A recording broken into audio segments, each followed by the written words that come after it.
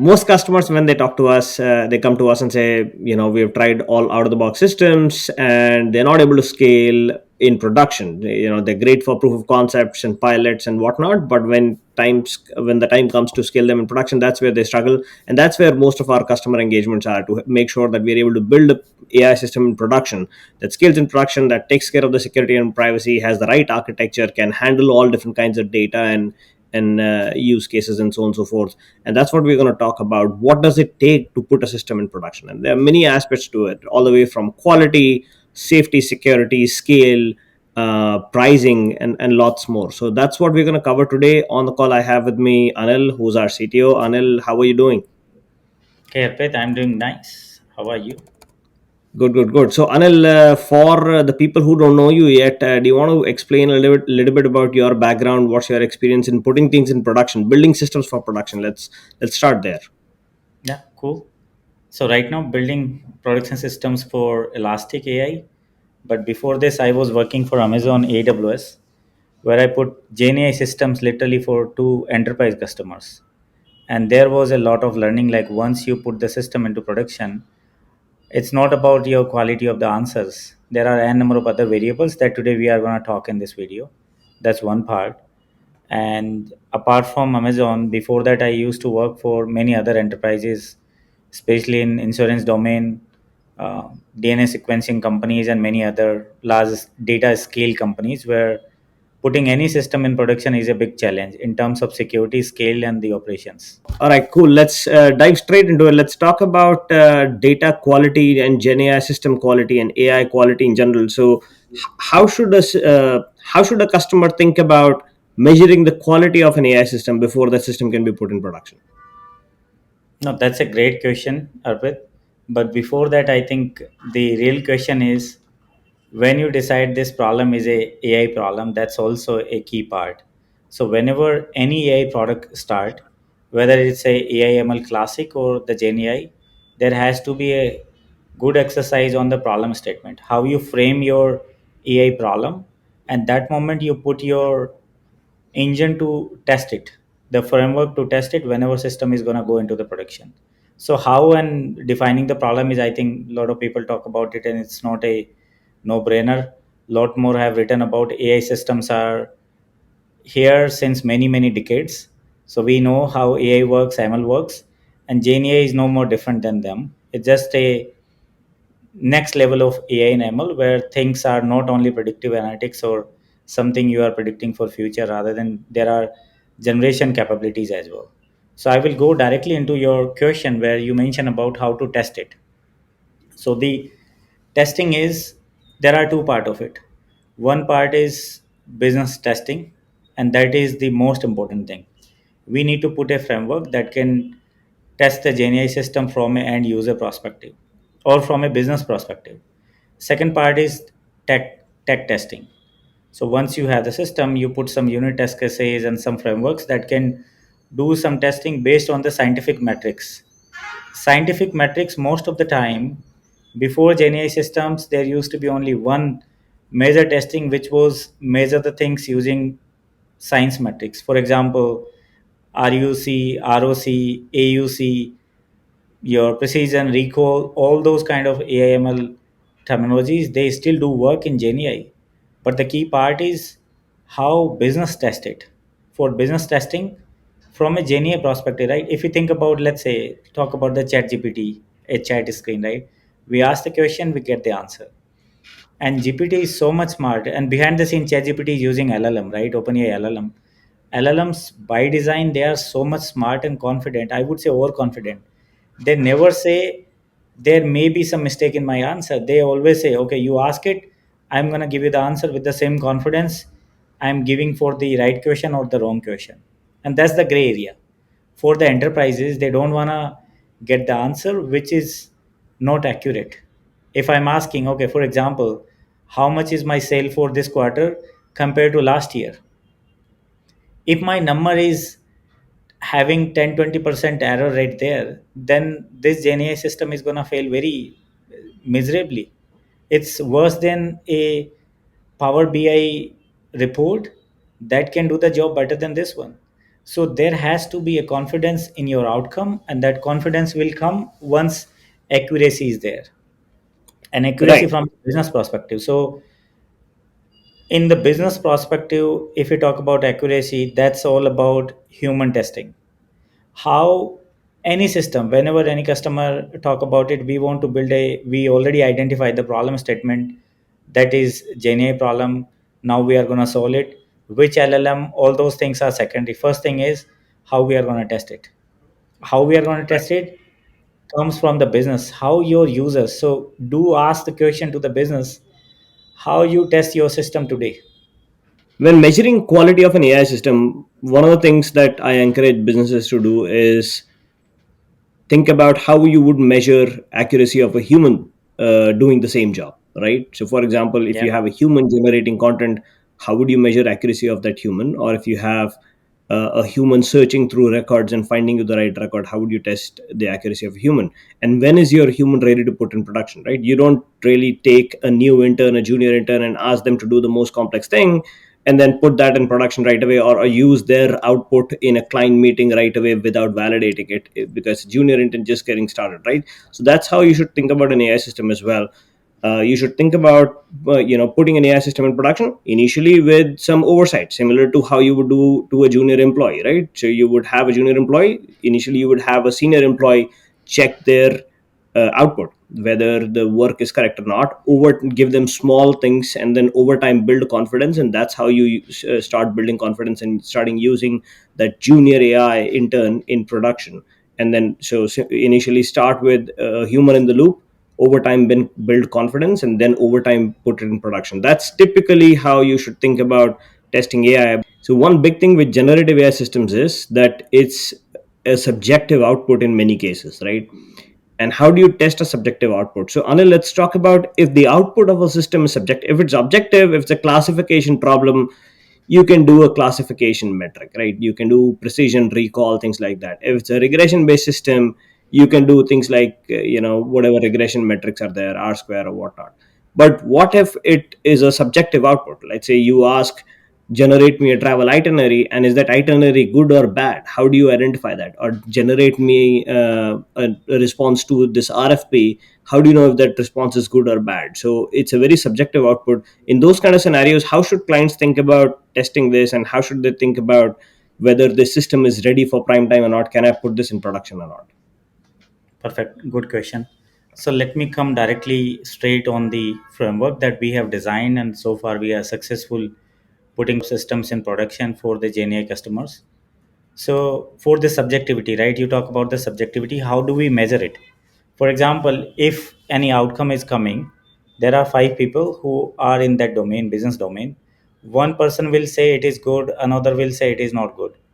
That's not the answer. You need to tell what is good, what is bad, and we need to get the feedback, diverse feedback. Diversity is needed here, otherwise biasness is there. One person can completely say it is very good, other will say it's completely useless. So this is the framework that we have designed. I'm going to talk about the high level categories, how we categorize the feedback. Let's talk about the text generated outcome, right? If image generation or video, that's a separate. So text feedback is, there are four major categories: context, wordiness, authenticity, and repetitive.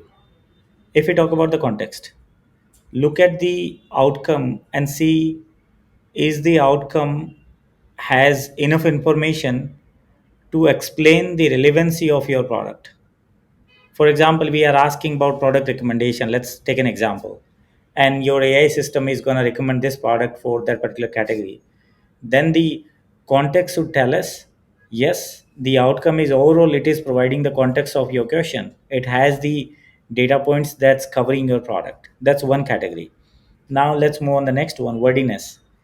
So, as a human, also we speak a lot, but there are only major key action items are less. I would say 80-20% rule here.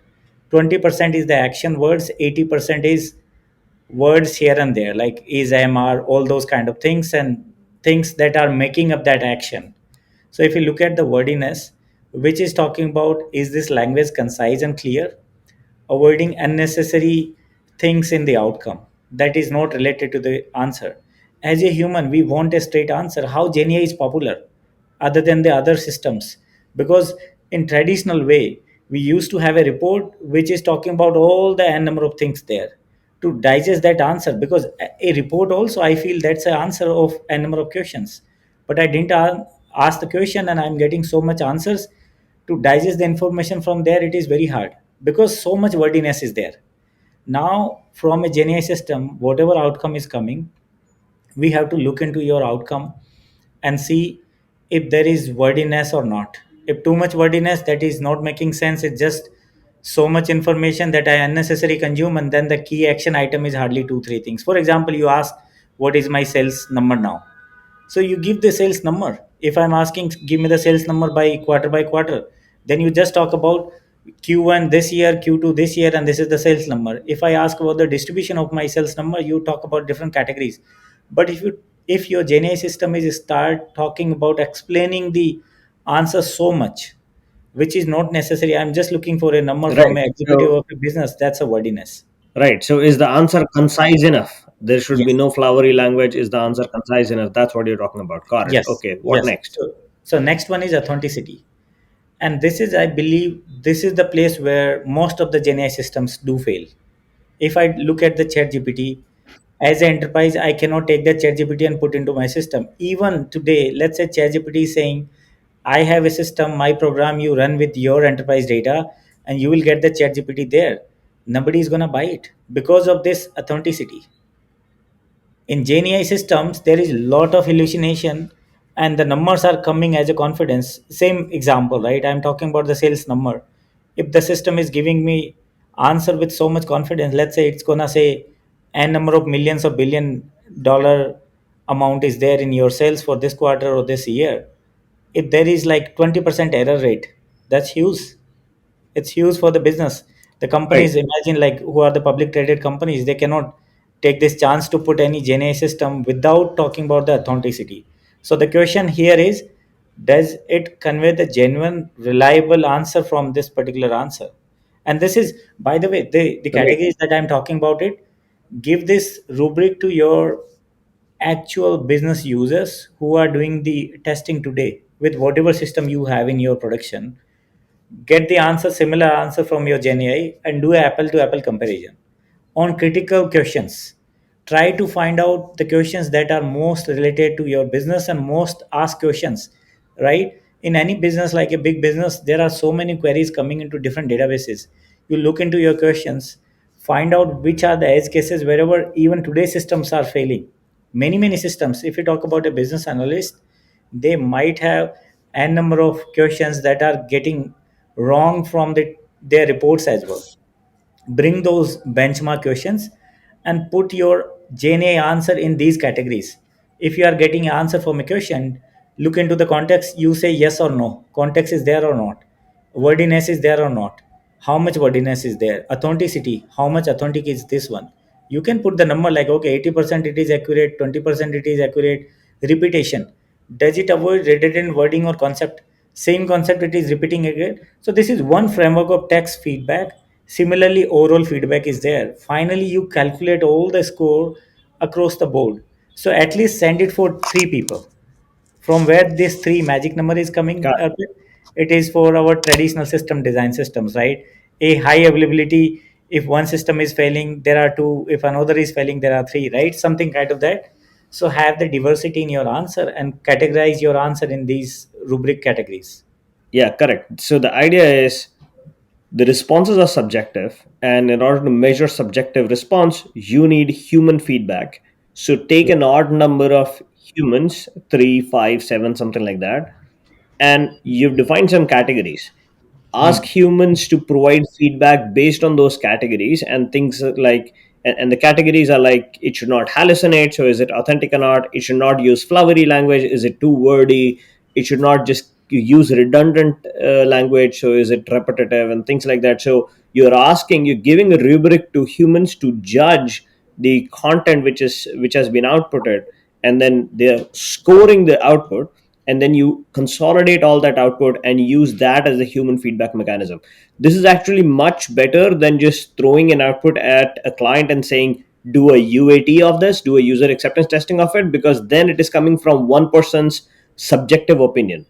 But Yeah. now, even though it is subjective, there is a structure to it. So there is a rubric to it. So we know when the feedback is coming, it's not just, oh, it's not good enough. We know exactly what the issue is. So we can go back and tailor the solution to address that issue. And also, it's not one person's subjective opinion. Now you have multiple people. So you can start with getting feedback of three people, but doesn't have to stop at three. You can go back and say, I want to take feedback of 15 people, and then I want to use that to consolidate this. If you have access to a larger user base, you can do an A/B test on a much larger scale and get feedback like that. And then the other good thing that you mentioned was, this is a framework. And let's say originally, before putting the AI system in, there were humans doing the same job. You can get output from the humans, you can get output from the AI system, and try comparing both of them using the same framework. And that gives you an idea about whether you are improving from the current benchmark or not. So that's a great framework, Anil. But one thing here, Arpit, for example, I want to highlight one more piece in the feedback, factual errors, because I'm coming into the authenticity of the answer. Factual errors are literally the errors in your outcome. It's the data, or it's the concept, or it's the any kind of the information that we are giving as an outcome. How many factual errors are there? So, for example, we created this framework where we are putting the scale from 1 to 5 and asking the end user from the factual error perspective, you rate it 1 to 5. And what is the definition of 1 to 5? The number 1 is, we are saying include errors that make the recommendation invalid or unpublishable. So which means this answer is so much useless that it is not going to go into the production. The second number rating Right. is where we are saying limited accuracy. Okay, there is accuracy but limited accuracy. Some questions are wrong. Third is generally accurate but may require minor corrections. And this is subjectiveness, right? How as a human we give the feedback.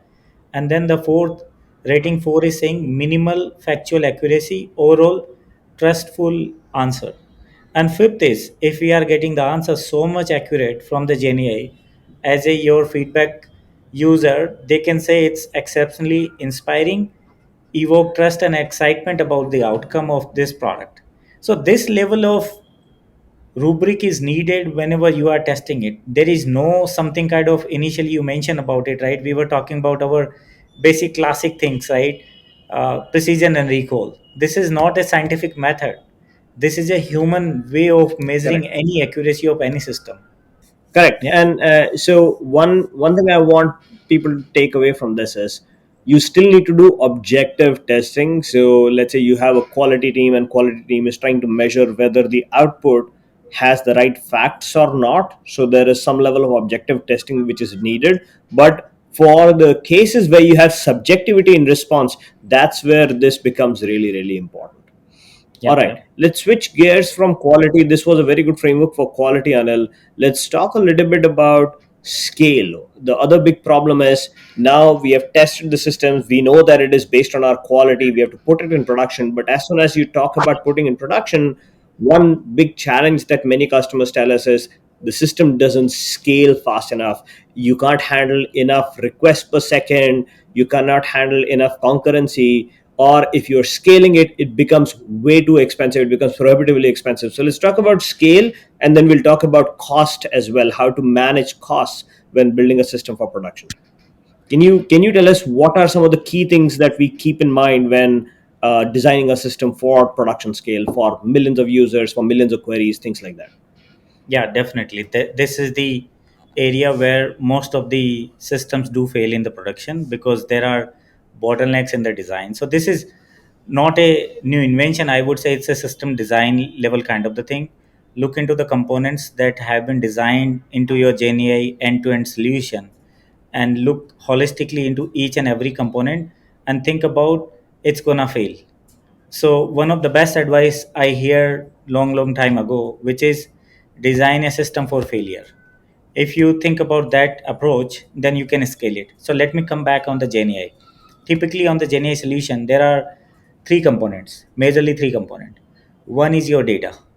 So whenever you are gonna scale the data processing, whatever data format it is, whether it's a image, video, text, PDF, Word, whatever is the content, If content is at the scale, how you are going to process this data at a scale? That's number one point.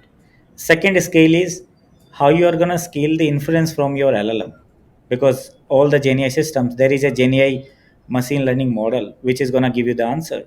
So how we are going to scale that system at a scale? When at a scale means how many are your users, how many requests are going to come from the users per second or per minute, and design that system. If we are going to rely on a third party APIs, for example OpenAI or Gemini or Bedrock or anything, then we have to abide their thresholds, look into their documentation and look into it, how much they can scale for one particular region or a number of regions, whatever that. So that part is second part. And third major part is your system scale. System scale do include your compute, GPU, your CPU, every single thing that is creating your end-to-end system. And this is not only for GenAI, it is typical classic any kind of the product. For example Uber, how Uber is scaling, how Netflix is scaling, same scale do apply here in the GenAI system.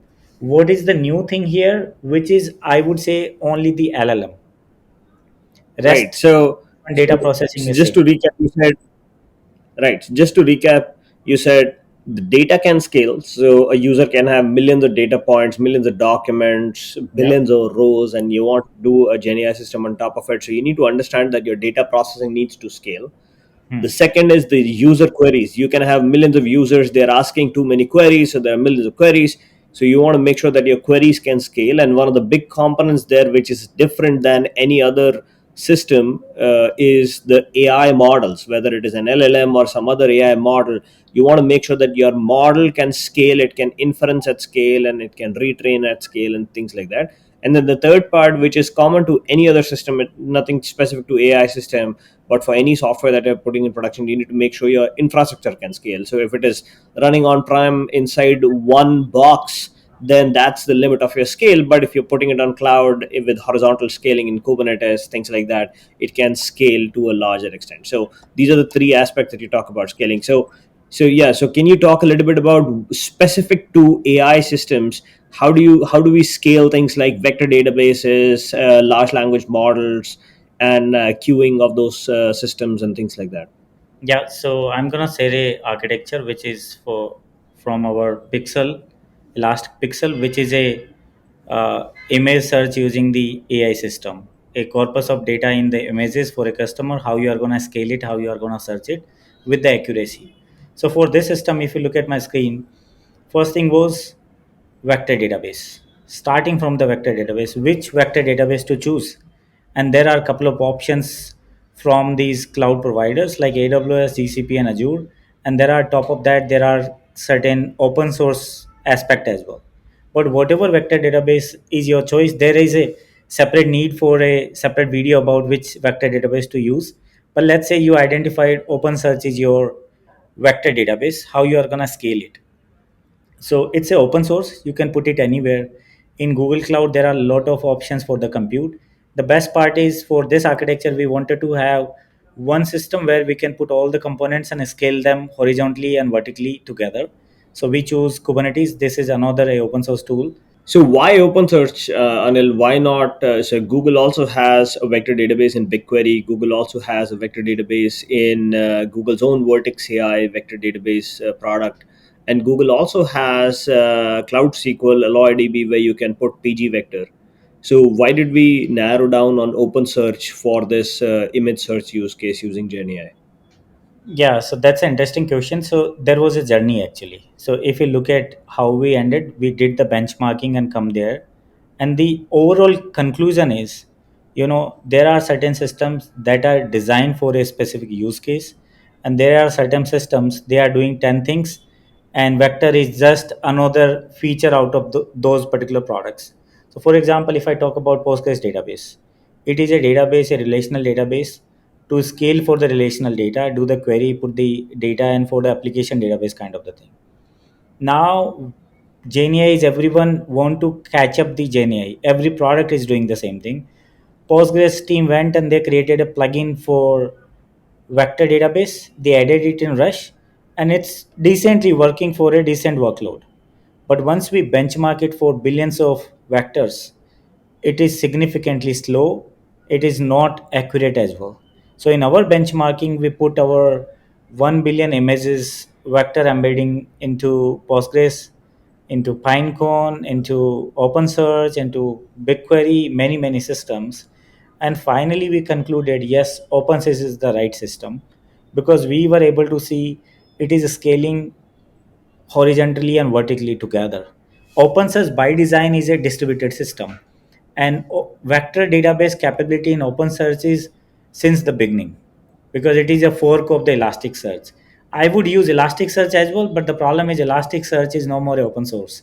It's a proprietary software. Both are same, but OpenSearch has put Amazon team has put a lot of invention on top of it. Now it's a community driven, so it's a Linux Foundation that is taking care of it. So it's a open source. Lot of contribution is there. Then the second thing is we put the billion vectors here.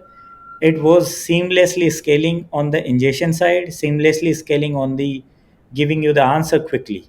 And by design, OpenSearch do have the n number of containers which are holding your data and number of replicas of your data, of your vector data.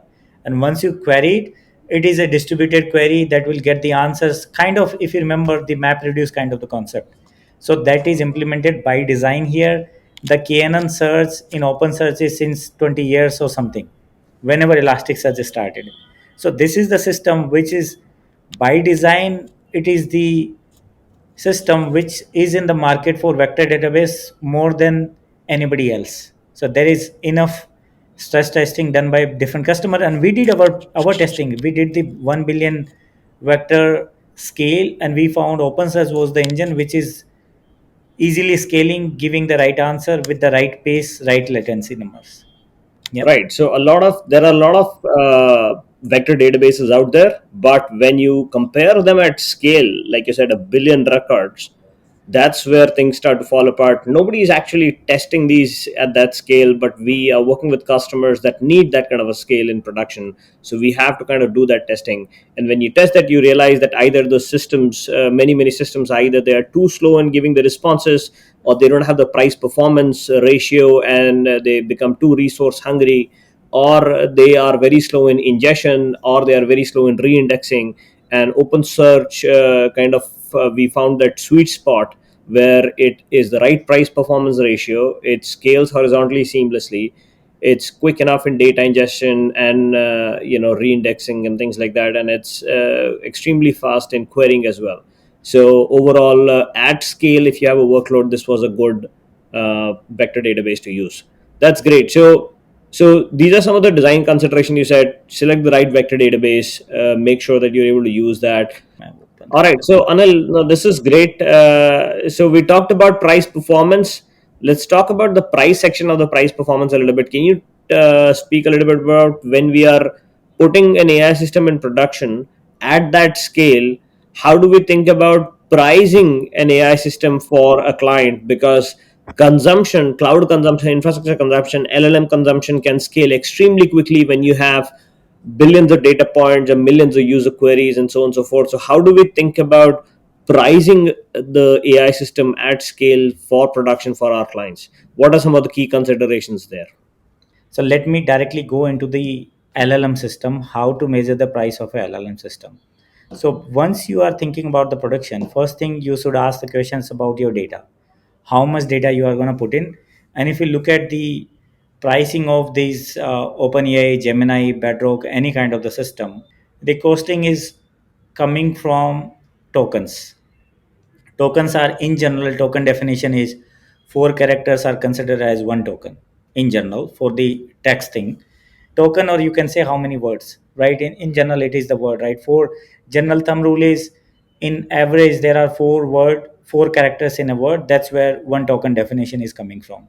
Let's say you are putting a file into ChatGPT, upload it, and you do the question answer on that ChatGPT. Practically how many characters are there in your PDF file, that is considered as input token. Once you ask the question, whatever is written in your question, that is also considered as an input token. And whatever LLM is giving as a outcome, that is the output token. So input and output, that's the key thing. For example, if I'm looking at Gemini price, it is talking about input price is $1.25 per 1 million token, and output price is $5 per 1 million token. Let's move on the OpenAI pricing page. They are talking about $2.5 per 1 million token and $10 for 1 million output token. So this is suggesting there is a huge difference between input and output token. So whatever maximum outcome you are getting out of the Gemini or whatever LLM we are using it, that is either 5x or 10x of your input token. So that is giving the idea one time processing is not a costly thing for any enterprise. If you have couple of million document or even a billion document, if an organization is having a billion document, definitely that org is earning in billions, so that's going to be tiny for them. But whatever amount of data we have to look into it, how much outcome we are looking from the system. Let me talk about the uses. So that is how many users are going to query, and in a day how many queries are going to come. Based on that, do the math and look at your business as well. Is your business running 24 by 7 across the globe, or is it a system which is a regional system, 9 to 5, whatever is the timing? Don't consider it like you, okay, it's going to be running 24 by 7. Yes, system is there, but most of the questions, 80% of the people are going to use your system during their office hours. So do that consideration as well. That's going to make a huge difference. Don't consider everything blank like, okay, 24 by 7, these many days multiply by 365 and now this is the number. No, put some due diligence as per your business, how users are going to use it, where is the dip up and down, and then you finally found your number and go against that number. You talk to these people with their enterprise cell, and they are going to give you the discount if your numbers are going to be at the scale.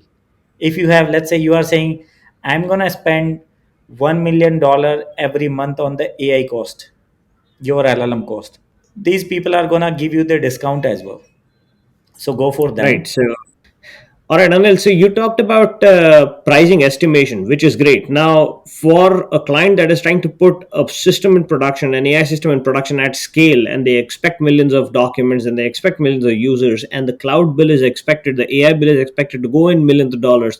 How can they put checks and balances in place in order to control that cost? They don't want the cost to go haywire. They want it to be feasible. They want the AI system to be financially feasible. It should not be cost prohibitive. So what are some of the strategies that that a client can use in order to control the cost of AI system? Yeah, so for this particular thing there are many ways. First way is, there is, if we talk about, we have the LLM, we don't have any choice of anything else. This problem statement need a LLM, how to control the cost in the system. So it is a classic way. For example, if we talk about Google BigQuery, how do you control the cost? So controlling cost is, you put the certain limits, thresholds on particular user group. So within an organization, you create a user groups or department level, put certain API thresholds, and ideally, I would say for an enterprise, no matter whichever LLM you are using, enterprise LLM, there has to be a API layer. They already use it. I have seen in many organizations, in all, pretty much all the enterprise organizations, they do have a API interceptor kind of the layer, where any single API is going through that layer. So in that layer, put the API gateway kind of the thing, put some thresholds there that will limit how many API hits are going to be there. On top of that, modify your controlling layer about, because this is not only about how many APIs are there. In a single API, I can put, like for example, any model which is supporting 80 pages. So 80 pages multiplied by 500 tokens, I'm going to put it blindly.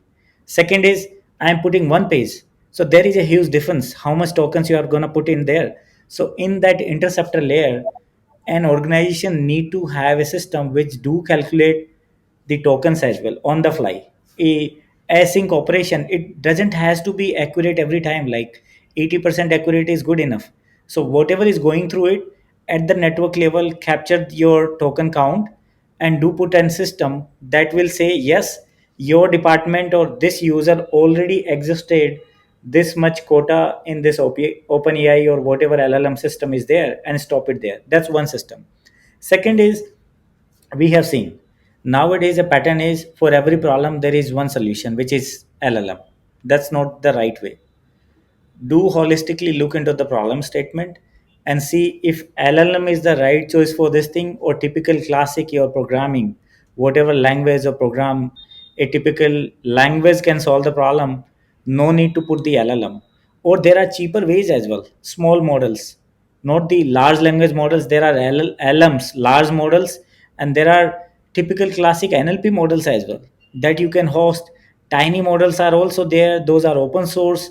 You can put them in the in memory in your program, you can use it for tiny things. So don't go for all the expensive and many things here, Arpit.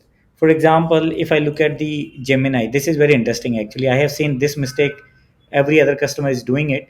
So for Gemini, there are many models in the Gemini. There is Gemini 1.5 Pro, there is Gemini 1.5 Flash 8 billion, there is 1.5 Flash.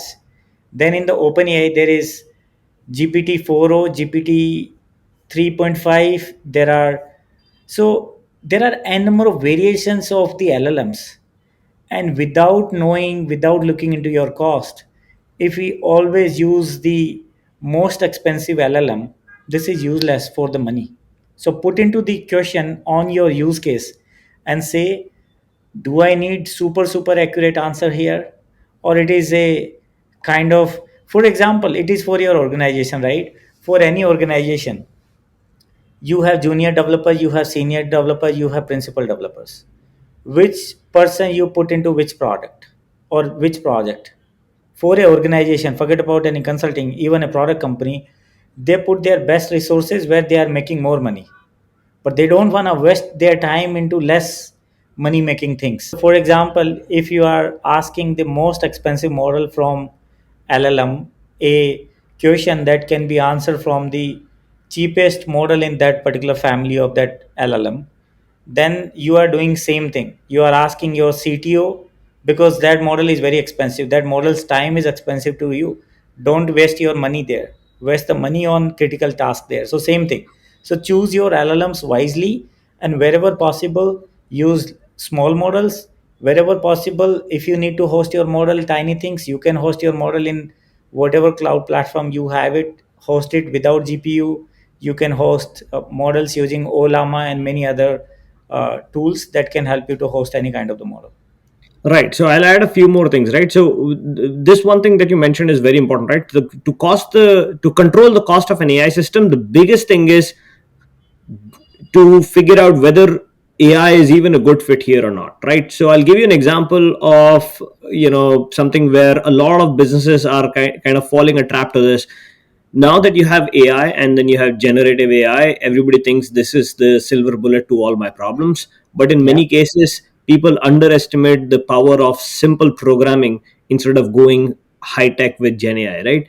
So, for example, if you have an e-commerce company and your workflow is if anybody initiates a refund request, you want to send them an email, and a Hmm. developer might say, oh, send them an email, I'm going to use Gen AI to create that email, I'm going to send it to them. No, you won't. You don't need it. All you need is an email template, a simple string text based email template. You insert the order ID, you insert the pieces that somebody is refunding, and send that. There is no need to add an LLM there and increase cost and latency for no reason, right? Similarly, if you want to send an email to everybody who applied for a job, you just need an email template, right? So this is just one example, but there are many such cases. So you have to think hard, what is the right solution to my problem, and not think about, oh, I have an LLM, where can I use it? So Hmm. way the direction of thought should be, I have a problem, what is the right solution to this? And if you cannot find a solution which is the best solution without using AI, then you go with AI. In many cases, there is a cost to using AI models, Gen AI models, and if the solution doesn't need it, don't add it for no reason. So that's one. And then the other thing that you mentioned was, think about which models you want to use for what purpose. For example, if you want to do, all you want to do is do sentiment analysis on user reviews, you don't want that model to know the lyrics of the latest Taylor Swift song, right? So your LLM knows a lot of things, and that's an overkill. You can train a much smaller classification model just to do sentiment analysis on your user reviews, right? So you don't need a high tech billions of parameter model, large language model, to do something as simple as sentiment analysis. So those are some of the things that you keep in mind, and choose the right model for the right thing. The other thing that you mentioned was the BigQuery piece, right? So think about how you would control costs in BigQuery, and that is actually very interesting, because all of these systems, all of the AI systems that people are putting in production, at least, they rely heavily on data, right? And without data, an AI system is pretty much useless. So you need to think about how can you optimize the cost of your data in order to optimize the cost of your overall system. And obviously there are a ton of strategies in optimizing the cost of data that we've all seen. There is obviously sharding, partitioning, clustering, and the how much data you are scanning, how you have written your data pipeline. Streaming versus batch is a big cost saver. You need to figure out, do you really need real time response in every scenario? Can this be asynchronous? Can you batch it and save cost? Data processing, if it is not a critical data processing, it can wait.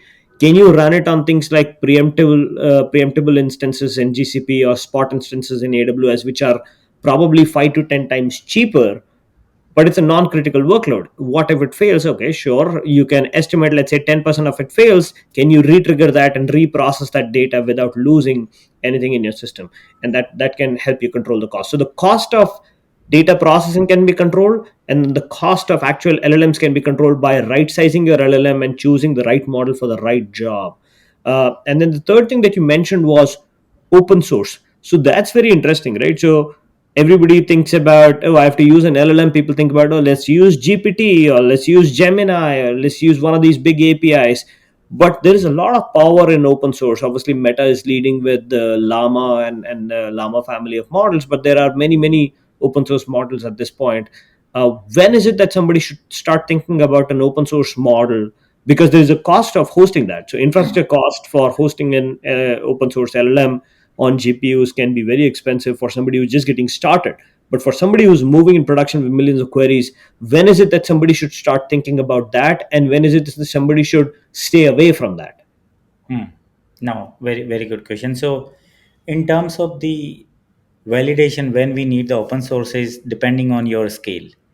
Let's say we are going to a customer is there, and they have billion documents, and in billion documents there are a couple of billion tokens, and in the data processing we do accept the data, and let's say using the LLM we are finding the semantic chunking as well.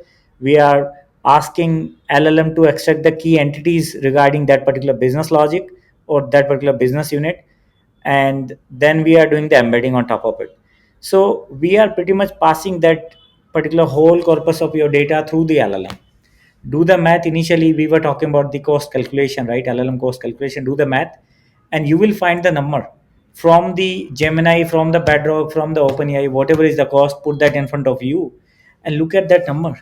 If you feel it is too much, then do a math. For example, that use case I'm talking about, billions plus document, and that use case is coming. Let's say I'm gonna cost for one time data processing, this system is gonna cost me, let's say, $5 million.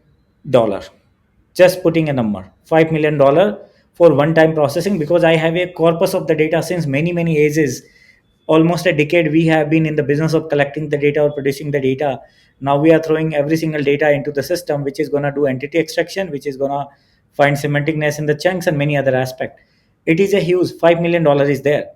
Now I will tell you the cost. Go into the open search. Let's say Llama 3.3. Right now Llama 3.3 on GCP, its cost is around 6.6. So you can imagine $7 per hour is the cost for hosting Llama 3.3, which is the latest Llama with the right GPU, and this is gonna be your cost. Do the math. How much time it latency is there in this Llama? So host it for 1 hour. It is not gonna cost to you, right? $7 is nothing for any kind of the scale company. Do spend one day, like prepare your data first, and go put that system into the, like, your dev environment. See what is the latency is coming with your use case, and do the math. for processing your entire data, how much time and money this system will take me. For example, I was giving an example, $7 per hour. So if to process your billion documents, I'm gonna spend on-prem or Kubernetes or whatever cloud you are hosting your model, it is gonna cost you, let's say, $1 million. And on the other side, generating the embedding and everything, finding that entities and everything on OpenAI or Gemini or Bedrock, it is gonna cost you $5 million. I would say go with $1 million. How much cost would be there to host the system? It is just couple of DevOps engineers who can make the system ready and do the math of that effort as well. How much money you need to put into the system, which will create the system for one-time processing. Going forward, there is no cost. But whenever user is asking the question, still you can use the OpenAI or Gemini or Bedrock for the question answer. But you save pretty much $4 million right away. So this is the math. Blindly don't believe it one solution for everything. Go and do the math and find out which part. It is so much decoupled now. The best part about GenAI architecture is every single component is completely decoupled. You can holistically look into one particular area and see, can I do it in different system? There will be less effort, there will be less money, do it, and then you can use this separate system for the next thing. Or you can mix and match. Like, for example, Gemini is cheaper. We have seen the price, right? Gemini is pretty much 50% of OpenAI in the input token, right? They are costing you, I think, 2.5. They are 1.5 costing versus 2.5. 2.5. Yeah. In output, they are costing, OpenAI is saying $10, Gemini is saying $5. So 50%. For one-time data processing, you can use the Gemini Pro, which is also decent enough, 80%, 90%. Maybe your outcome is better here as well. Do the benchmarking. One time processing, you use it, your $5 million became 2.5 million. And now question answer you can still do on the OpenAI, because there is embedding. OpenAI is OpenAI. So this is a formula. Like, it is, there is no one solution, but look into your cost, do the math, and decide which system you want to replace with the cheaper option. Right. So it's all about model selection. So like you were saying previously, same thing, you don't want your CTO to go and fetch coffee. So similarly, for you need to identify your workloads for one-time data processing. For example, you might want to select an LLM. If your one-time processing is huge, you want to select a cheaper LLM if that can solve your problem. Or in some cases, you can host an open source model in Kubernetes, scale it up, try it with a small workload, similar to how you would do for any other system. Try it with a small workload. If it works for your use case, scale it up to all your documents, process them in parallel, sequentially, whatever else, one time. So latency is not an issue. Once you're done, you can shut it down and then go back to OpenAI or Gemini or whatever LLM you're using. In fact, it depends on the organization, depends on the use case, right? On the user. If you have a lot of user volume, you might want to use open source there as well. So it really depends on how you want to save cost. But yes, open source models are getting really good, and that's one of the ways in which you can save cost. No, this is great. One tip I want to give to all the CX of any customer, enterprise customers: do spend some money to upskill your solution architect and the enterprise architect in your organization. Believe me, that's going to save you millions of dollars. Their ROI is high. I will tell you why. If you upskill your architects, they are just like coming and reviewing your system. There will be lot of teams, they will come with the whole, everybody in. Right now we are seeing every other project is having some component of GenAI. So in your organization, if you are running a business at a scale, there will be n number of teams are coming with the GenAI idea, and without looking into the price cost optimization or the scale, they everybody wants to use the best model, which is going to cost you a huge. If there is a gateway, like have a architecture review from, so create a champion of GenAI architect team, kind of the system in your organization. They will review it, and they will look into the aspects where we can save the cost. They will validate, yes, this model is right for this use case or not. They will suggest, they will put that particular toll gate, and then you will save a lot. Otherwise, people will, if you ask me, there is no gateway to me, I don't want to take a chance with the cheaper model. I will say, okay, my answer is same, then also I will use the expensive one, because there I see always best answer is going to be there. So that's also one more advice for all the CXO in any kind of the enterprise. I love it. I love it. The biggest cost saving strategy is to upskill your team so that they know what they're doing, and then putting a governance around how people Yes. are spending AI tokens. So And that's amazing. if you don't want to do that, then do hire Elastic or people like us. We know in and out, and we can solve your problem. Yeah, shameless plug there, but absolutely, that's what we do for a living. All right, great. So we talked about, how do you measure quality of an AI system, and how do you make sure it's ready for production. We talked about the architecture and the scale. How do you scale a system in production, and what are some of the architectural considerations. And we talked about pricing and costing. So how do you estimate the cost of an AI system, and how do you control the cost of an AI system. Yeah. Thank you, Anil. Great session. And see you later in the next call, maybe. Yeah. Thank you. All right. Have a Thank you, lovely everybody. day. Bye-bye.